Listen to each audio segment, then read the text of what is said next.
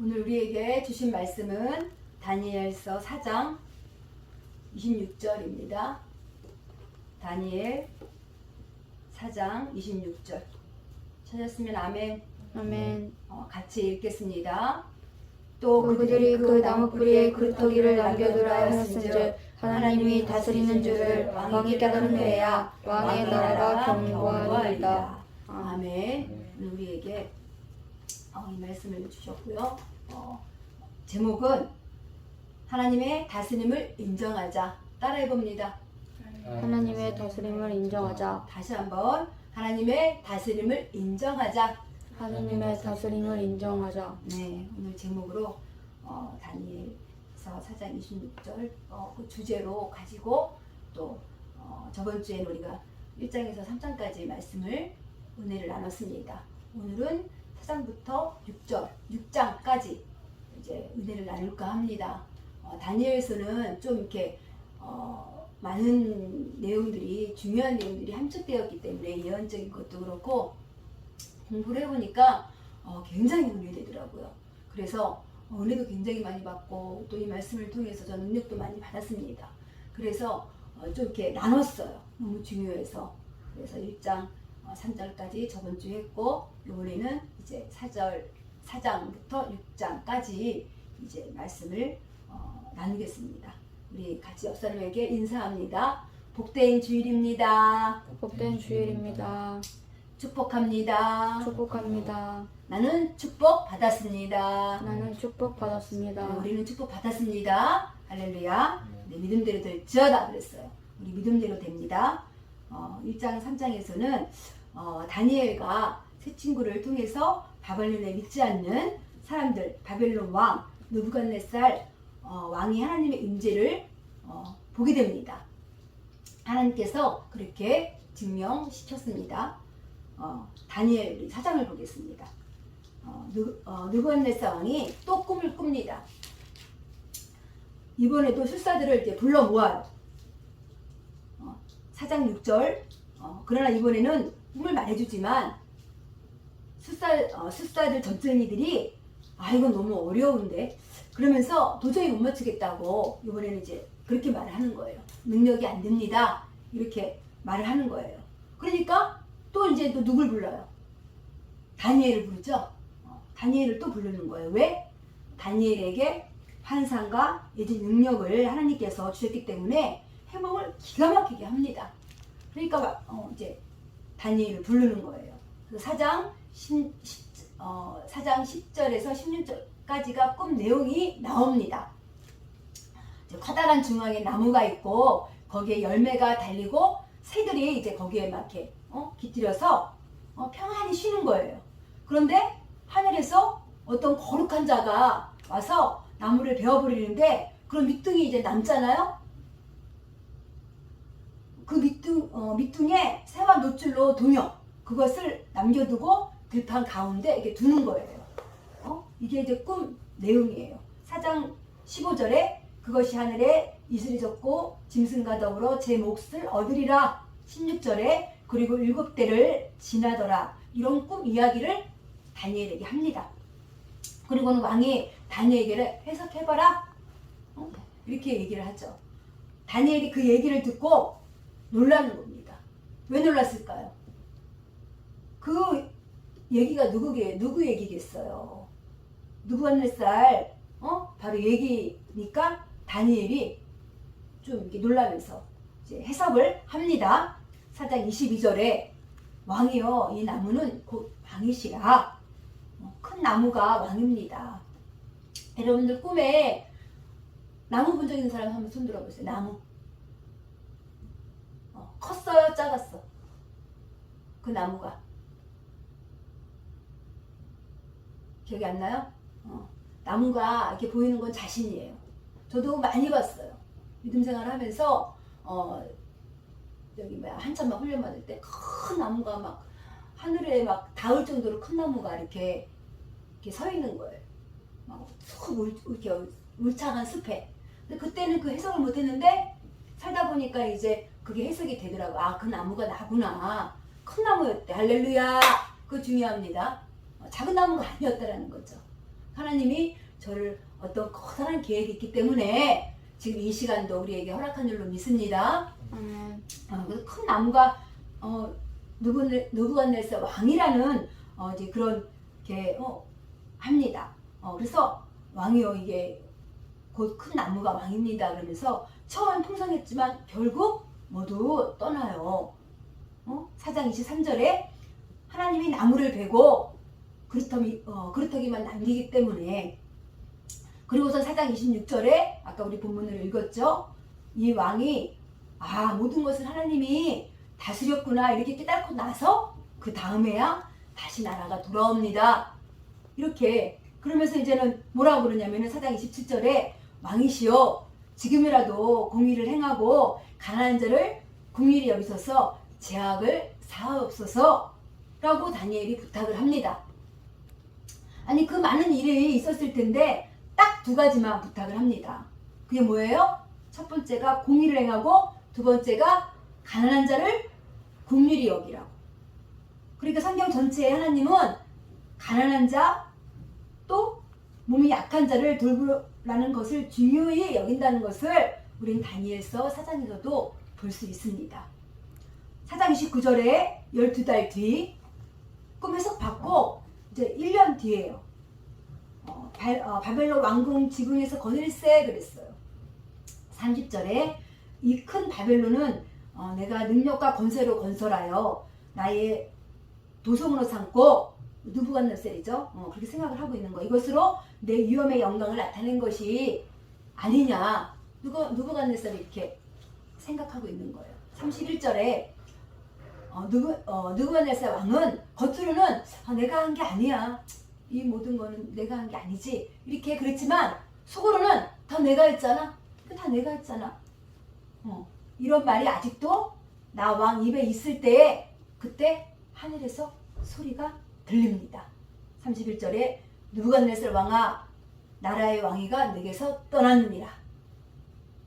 4장 32절에 네가 사람에게서 쫓겨나서 들짐승과 함께 살면서 소처럼 풀을 먹을 것이고 이와 같이 7대를 지나서 7년을 말합니다. 지극히 높으신 이가 하나님이시죠. 사람의 나라를 다스리며 자기의 뜻대로 그것을 누구에게든지 주시는 줄을 알기까지 이르리라. 이런 말씀이 4장 32절에 나와요. 4장 26절에 다니엘이 아까 예언했죠? 왕이 그저 모든 것을 하나님이 이 모든 것을 다스렸구나 이렇게 깨달았을 때 다시 어떻게 한다 그랬어요? 그 나라가 돌아온다 그랬잖아. 그래서 그거를 다니엘이 예언한 것을 또 32장에 이렇게 나옵니다. 그리고 나서 느부갓네살 왕이 정신이 나갔어요. 어떻게 하는 줄 알아요? 나가서 33절 4장 33절입니다. 머리털이 독수리털과 같이 자랐고 손톱이 새 발톱처럼 같이 되었더라 그랬어요. 머리도 안 감고 수염도 머리도 안 감고 수염도 안 감고 수염 있죠? 그것도 안 감고 손톱을 안 잘라가지고 마치 막 독수리 긴 손톱 있죠? 이런 손톱처럼 막 이렇게 돼가지고 바야바 여러분 봤어요? 영화 혹시 바야바? 털난 그 인간 있어요. 털처럼 막 된 그런 인간인지 짐승인지 그런 바야바 같은 막 털만 막 잔뜩 있는 그런 형상을 하고 그렇게 있는 거예요. 느부갓네살이. 그 느부갓네살이 그 왕이 어떤 왕이었어요? 예루살렘, 이스라엘, 세상을 평정했던 바벨론의 최고의 왕이 손톱이 또 뭐 이렇게 자라가지고 머리는 또 길고 산발을 하고 그러고 있는 거예요. 하루아침에 미치광이가 된 거예요. 그런데 그 기한이 찬 거예요. 4장 34절에 하늘을 우러러 보았더니 내 총명이 다시 내게로 돌아온지라 그랬어요.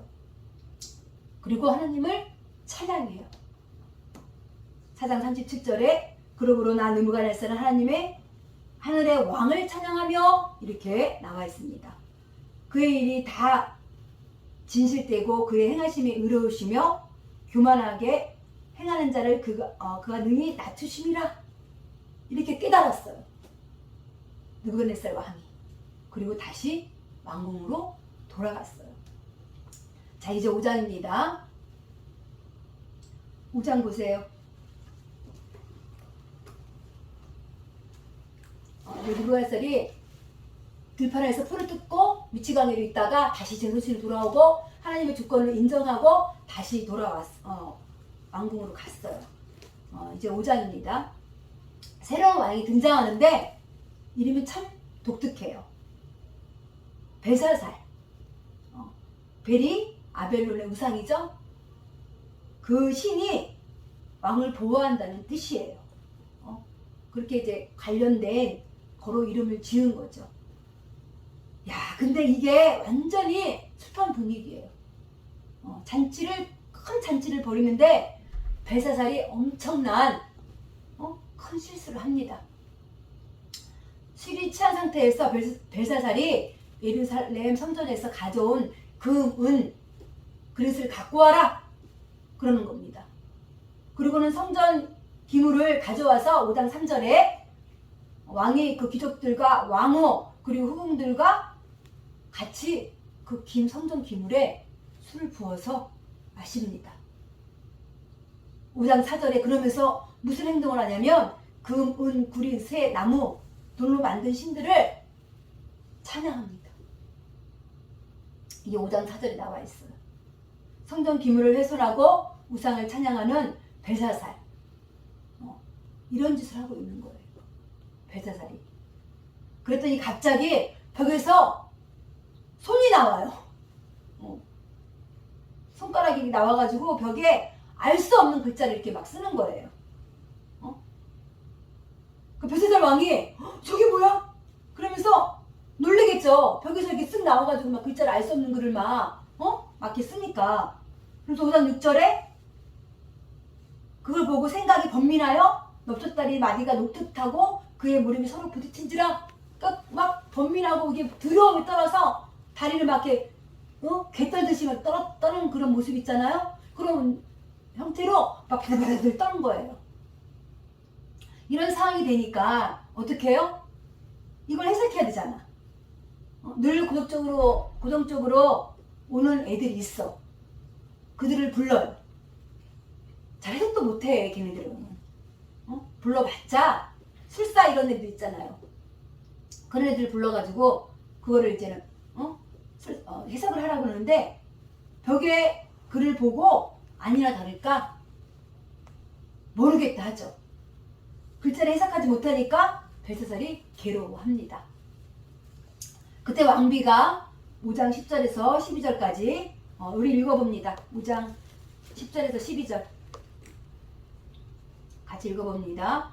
왕비가 왕과 그 귀족들의 말로 말미암아 잔치하는 궁에 들어왔더니 이에 말하여 이르되 왕이여 만수무강하옵소서. 왕의 생각을 번민하게 하지 말며 얼굴빛을 변할 것도 아니니이다. 왕의 나라에 거룩한 신들의 영이 있는 사람이 있으니 곧 왕의 부친에게 있던 자로서 명철과 총명과 지혜가 신들의 지혜와 같은 자이니이다. 왕의 부친 느부갓네살 왕이 그들에게 세워 박수와 술객과 갈대와 술사와 점쟁이의 어른을 삼으셨으니 왕이 벨드사살이라 이름하는 이 다니엘은 마음이 민첩하고 지식과 총명이 있어 능히 꿈을 해석하여 은밀한 말을 밝히며 의문을 풀 수 있었나이다. 이제 다니엘을 부르소서. 그리하시면 그가 그 해석을 알려드리리이다 하니라. 다니엘은 이때 나이가 이제 많이 들은 상태였어요. 5장 16절에 그 해석을 내게 알려주면 너를 나라의 셋째 통치자로 삼으리라 이렇게 벨사살이 이렇게 말을 합니다.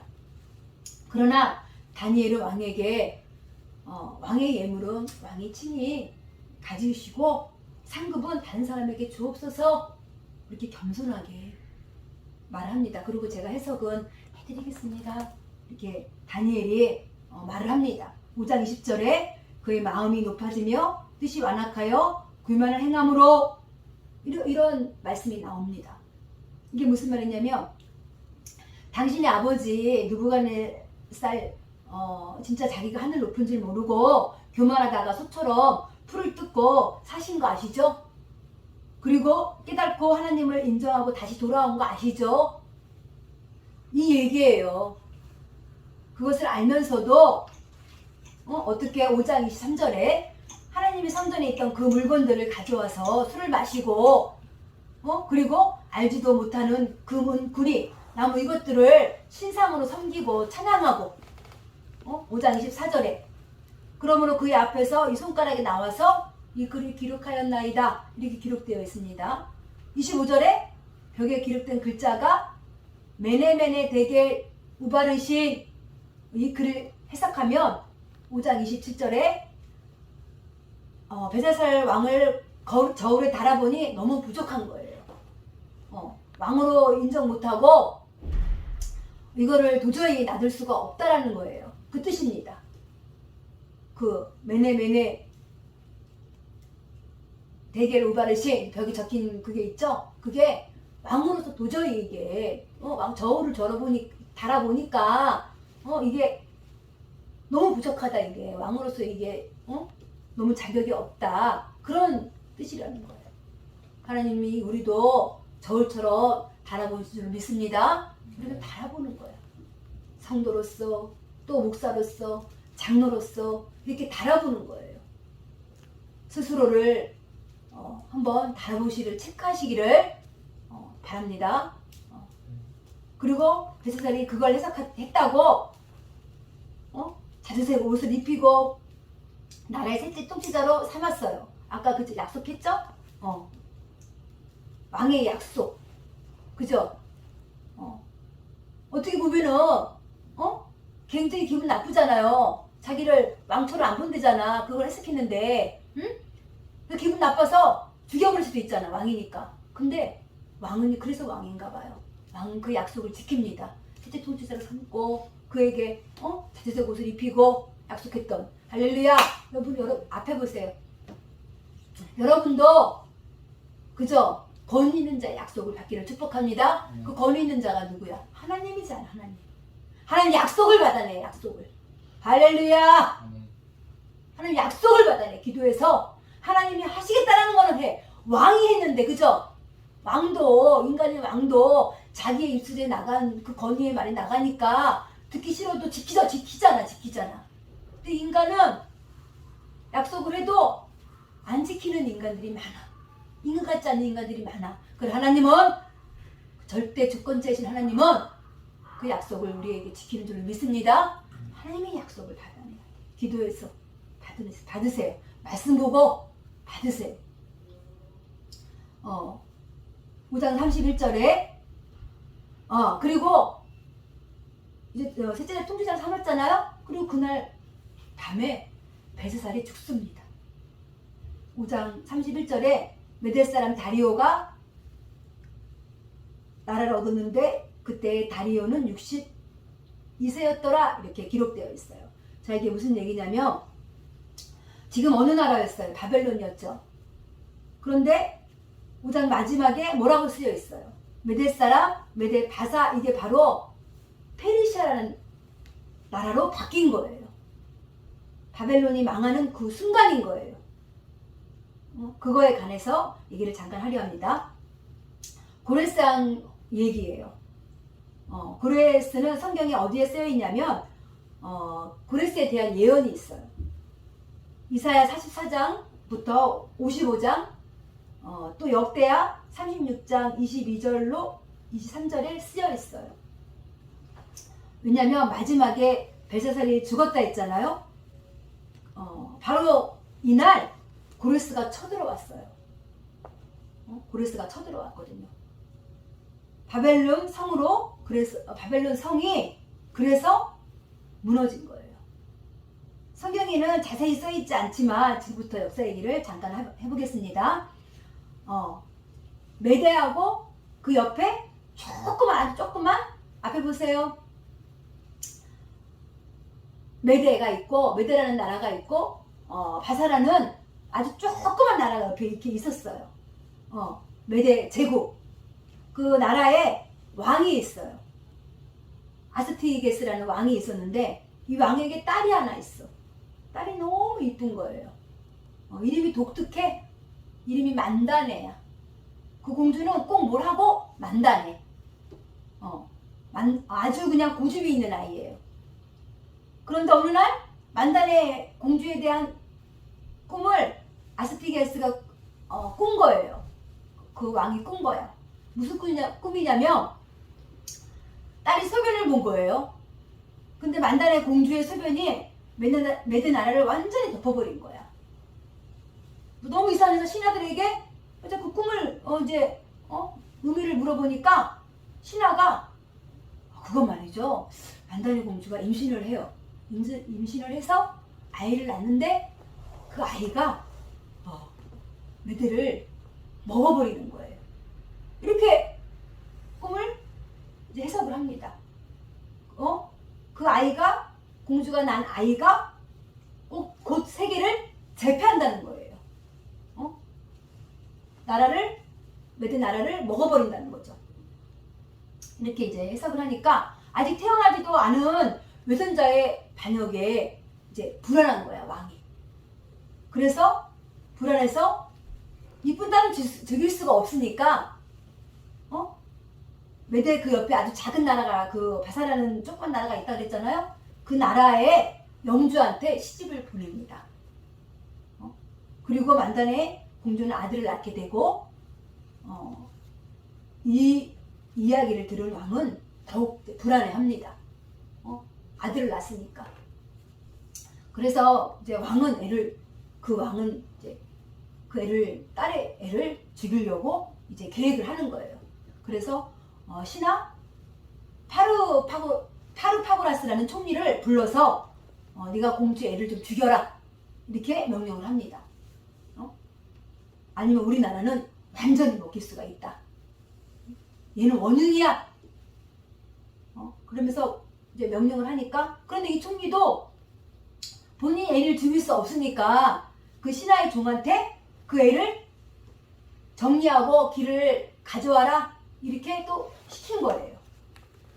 명령한 거야. 그래서 이제 그 신하가 그 종이 연장을 가지러 집에 갔어요. 그때 마침 종의 부인이 애를 낳는데 난산이 돼가지고 죽게 된 거예요. 그래서 공주의 애를 자기 애처럼 키우고 죽은 애의 귀를 잘라다 주고 그렇게 한 거야, 상황이. 그래서 믿었지. 이제 귀를 갖다 줬으니까 죽였구나. 그리고 믿은 거예요. 그리고 세월이 흘렀어. 근데 그 애가 고레스인 거예요. 종의 아내 고레스. 키워준 엄마의 이름 엄마의 이름이 퀴노인데 퀴노스, 암늑대라는 뜻이에요. 암늑대의 아들 퀴노스, 고레스 이렇게 이름이 된 거예요. 그런데 소문이 어떤 애가 있는데 그렇게 전쟁놀이를 잘한다는 거예요.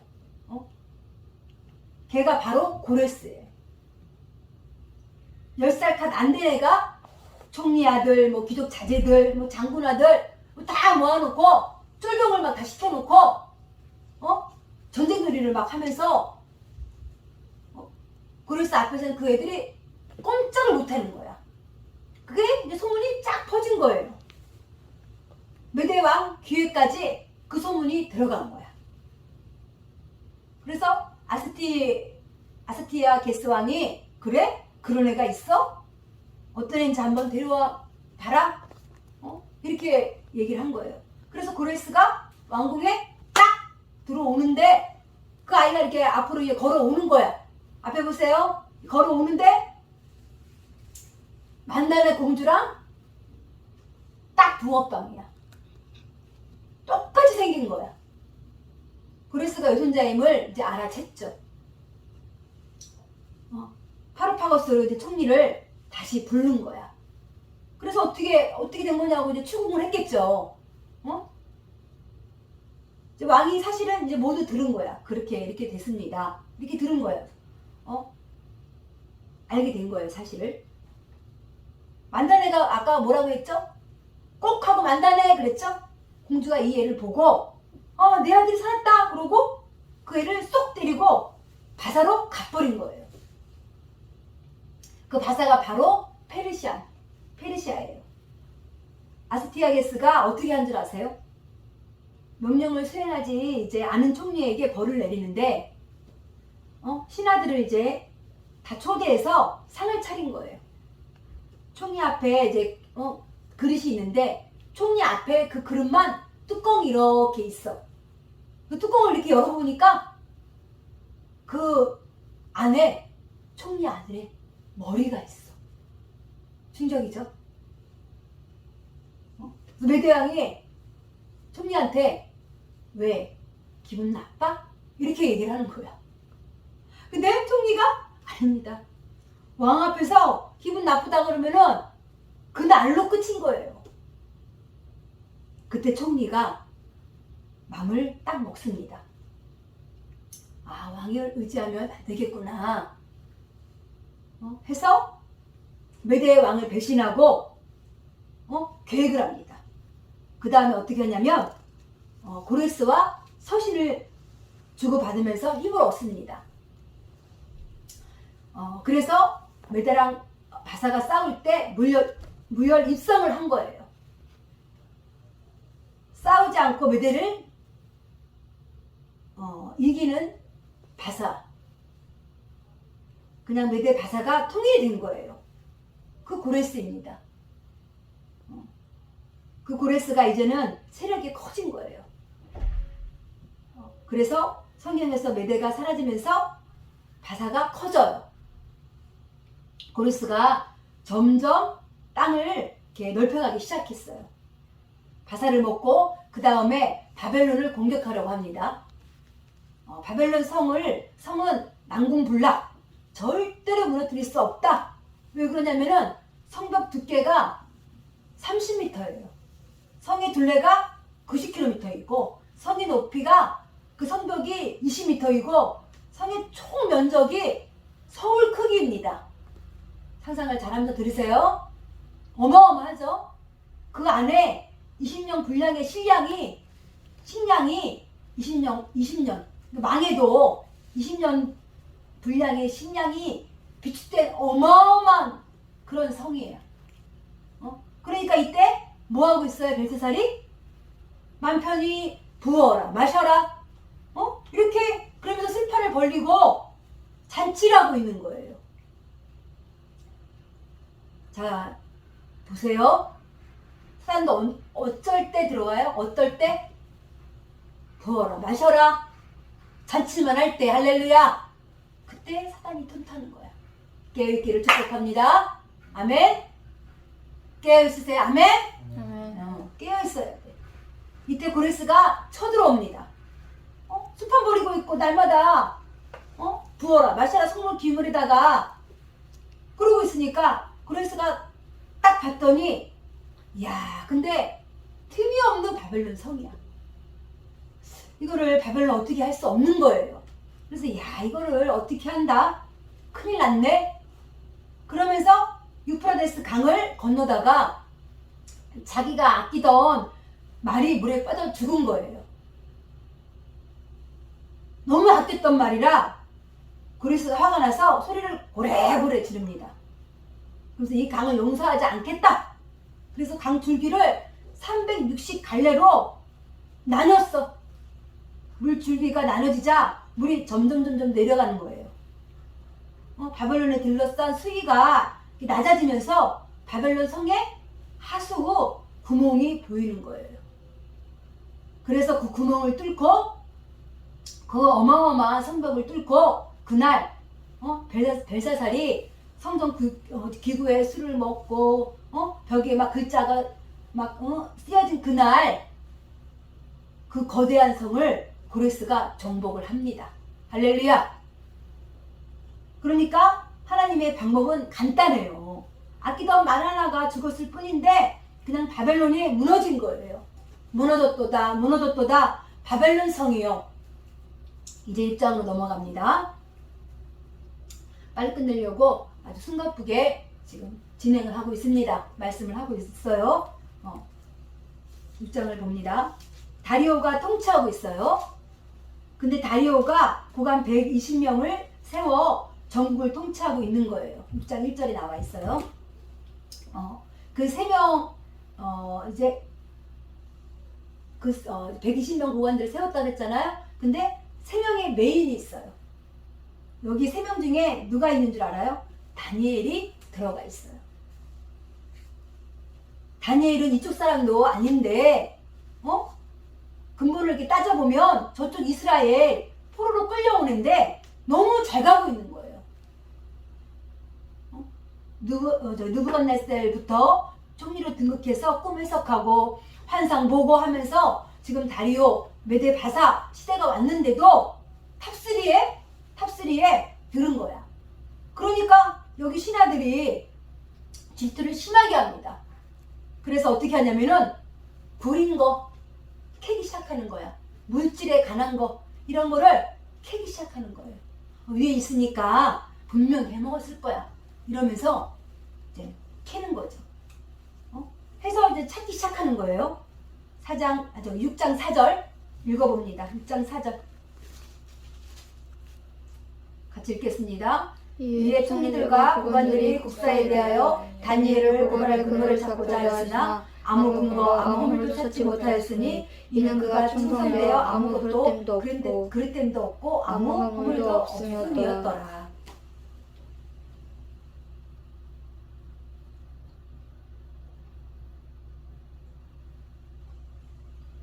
이따 사절 읽었죠?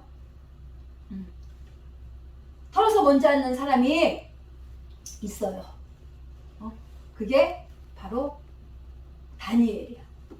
우리 그런 말 있잖아요. 털어서 먼지 안 나는 사람이 어딨어 이런 말 있죠? 들어봤죠? 근데 그게 다니엘이야. 그렇다면 이 사람들이 그냥 포기할 사람들이 아니죠. 그렇다고 뭐를 건드리냐면은 다니엘의 신앙을 건드립니다. 어떻게 하냐면은 머리를 써요. 메데 바사가 자신들이 너무 많아. 우상이 많아. 그런데 이제 왕이시여 그러면서 30일 동안 한 달 동안 어떤 누구도 섬기면 안 되는 거예요. 다리오 왕만 섬긴다고 이렇게 신하들이 얘기를 합니다. 신하들이 다리오 왕만 섬기겠습니다. 이렇게 얘기를 하니까 한 달 동안 이렇게 얘기를 하니까는 다리오 왕이 좋아하면서 오케이 그럽니다. 그럼 왕께서 도장을 쾅 박아서 절대로 어기지 않도록 도장을 좀 이렇게 찍어주세요. 이렇게 약속을 받아내. 그게 옥새죠, 옥새. 만일에 이걸 어길 시에는 사사굴에 떨어뜨리도록 이렇게 이제 계획을 짠 거예요. 다리오지만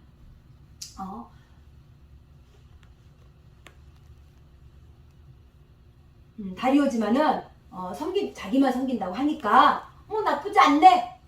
그러면서 도장을 찍어줍니다.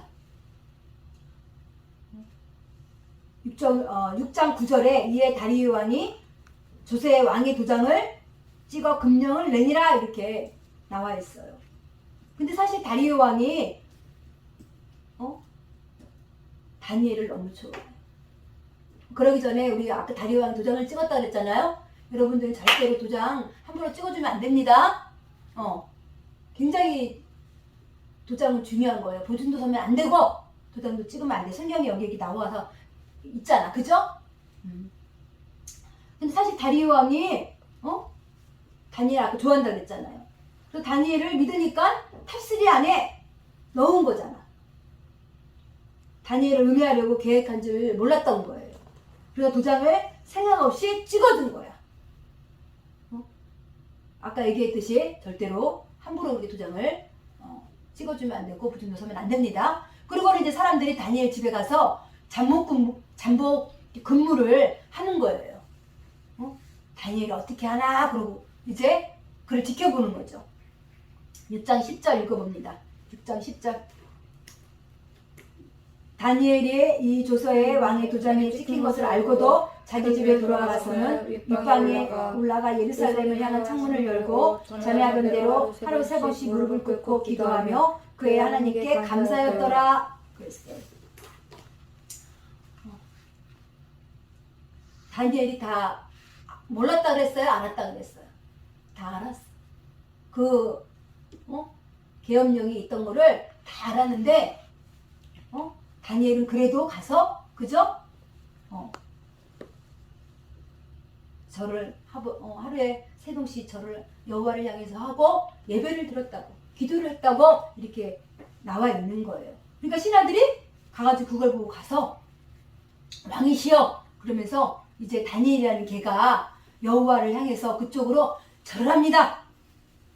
이렇게 읽는 거야. 고다지를 한 거야. 그때서야 다니엘이 아차 싶은 거예요. 아 이거 권모술수구나. 이렇게 깨달은 거야. 근데 이제 늦었죠. 왜? 왕 도장을 아까 찍었다 그랬잖아. 그쵸? 절대로 바꿀 수가 없기 때문에 왕도 방법이 이제는 없는 거예요. 신하들이 다 계획해서 조치를 못하도록 다 한 거잖아. 왕이 바꾸려고 해도 이제 그렇게 하지 못하도록 신하들이 모두 이제 반발할 거 아니야. 그죠? 만약에 바꾸면. 그러니까 못하도록 다 그렇게 해놓은 거예요. 그래서 결국 다니엘이 사자굴에 던져지게 됩니다. 다리오 왕이 다니엘에게 얘기를 해요. 6장 16절에 내가 항상 섬기는 너희 하나님이 너를 구원하시리라. 이렇게 얘기하고 다리오 왕이 밤새 다니엘을 위해 자지도 않고 금식하고 그러면서 이제 있는 거예요. 다니엘을 너무 아꼈으니까 자지도 않고 잠도 안 자. 금식하고 그리고 이제 밤새 그러고 있는 거야.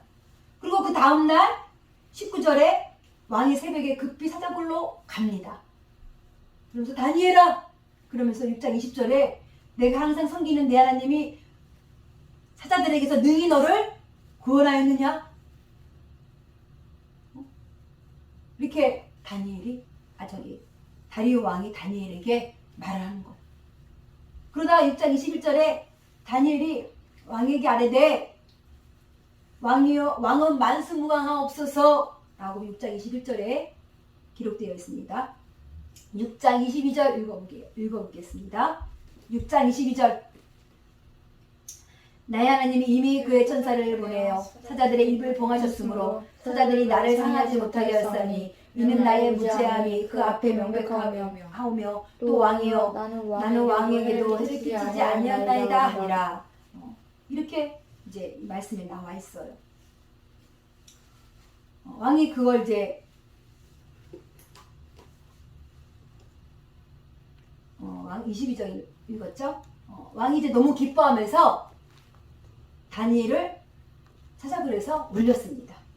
23절 그의 몸이 조금도 상하지 아니하였으니 하나도 상처가 없고 사자가 조금이라도 이렇게 긁힌 자국이 없어요. 그리고 왕이 그걸 보면서 다니엘을 괴롭히려고 했던 신하들을 그의 가족들까지 다 끌고 와서 같이 사자굴에 던져버립니다. 아내 자식들까지 다 데려와서 그를 음해하려고 했던 그 신하들 가족 있죠? 가족 자식들까지 다 사자굴에 던져버려. 그런데 사자가 어떻게 한 줄 알아요? 24절에 6장 24절에 바닥에 닿기도 전에 사자들이 곧 그물을 움켜서 그 뼈까지 부셔뜨렸더라 그랬어요.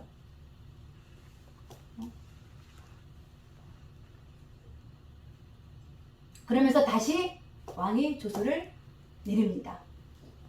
6장 26절 읽어보겠습니다. 6장 26절 내가 이제 조서를 내리노라. 내 나라 가나안 아래에 있는 사람들은 다 다니엘의 하나님 앞에서 떨며 두려워할지니 그는 살아계신 하나님이시요 영원히 변하지 않으시리시며 그의 나라는 멸망하지 아니할 것이요 그의 권세는 무궁할 것이며 라고 다니엘 왕이 선포하고 하나님을 찬양합니다. 할렐루야.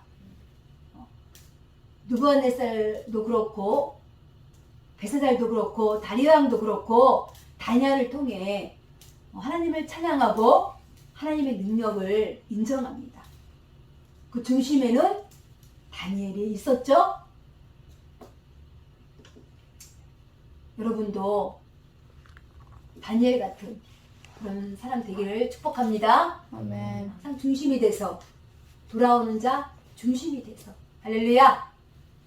다니엘 같은 그래서 하나님께 예지 능력 그죠? 꿈을 해석하고 예언도 하고 그래서 다니엘은 왕에게 총애를 받고 그죠? 총리로 등극하고 그랬대잖아요. 할렐루야. 여러분에도 그 축복이 있기를 축복합니다. 아멘. 다니엘이 한 것이라고는 그리고 그 색 친구들이 한 것이라고는 주님께 순종하고 자기 뜻을 정하고 변치 않았다는 거예요. 우리의 신앙도 우리의 신앙을 이제 무너뜨리기 위해서 그게 사단의 목적이잖아. 그쵸? 우리는 끝까지 승리해야 될 줄로 믿습니다. 아멘. 우리는 승리해야 돼. 사단 마찬가지란 말이야. 우리가 어떤 상황에 있어도 유혹과 또 이렇게 다니엘을 음해가 있었듯이 그죠? 우리에게도 그런 일들이 있어요. 그러나 다니엘처럼 뜻을 정하고 할렐루야 그 새 친구처럼 뜻을 정해서 승리해서 이와 같은 축복을 받기를 여러분에게 다 축복합니다. 아멘. 예수님 이름으로 축원합니다. 어쩌면 우리는 너무 나약할 수 있어요. 저도 물론 나약해요.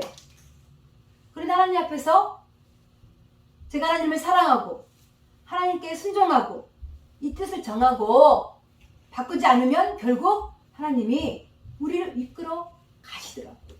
저를 이끌어 가시더라고요. 할렐루야. 각자에게 상황이 안 좋을 수 있고 질병으로 고통받을 수도 있지만 하나님은 한 사람 한 사람 지켜보고 바라보고 있는 줄로 믿습니다. 무엇을 시작하기 전에는 또 그저 책을 많이 읽으세요. 성경 말씀도 보고 책도 많이 읽고 경험해서 얻은 것도 좋지만 그 리스크가 너무 커요. 그래서 책을 또 많이 읽고 성경도 많이 읽고 그래서 여러분 리스크를 줄여가면서 할렐루야 그 리스크를 줄이라고 여러분 뒤에서 열심히 기도해주고 있고 또 그죠? 저희 경험을 얘기하고 있잖아요. 여러분들은